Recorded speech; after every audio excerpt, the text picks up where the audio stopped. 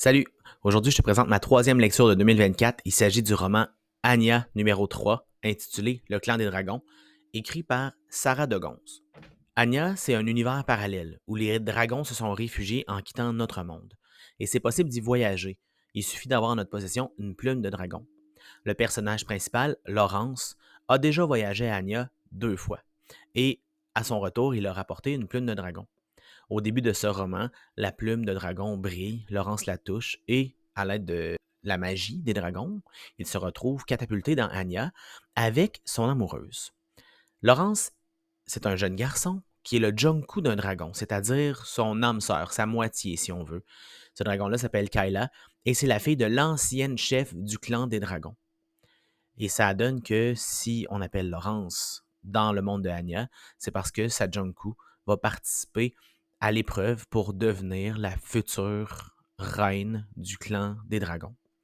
Ils ont besoin d'un nouveau chef de clan et ça donne que Kyla hésite à devenir peut-être candidate pour ce poste-là, mais sa cousine, qui est aussi la fille de l'ancien grand ennemi de tout le monde sur Anya, se présente pour devenir chef du clan des dragons et bannir les humains de revenir un jour sur Anya. Donc, Laurence, accompagnée des différents personnages qu'on a rencontrés dans les autres romans, donc des humains et des dragons, doit essayer d'aider sa Junku à remporter ce titre-là.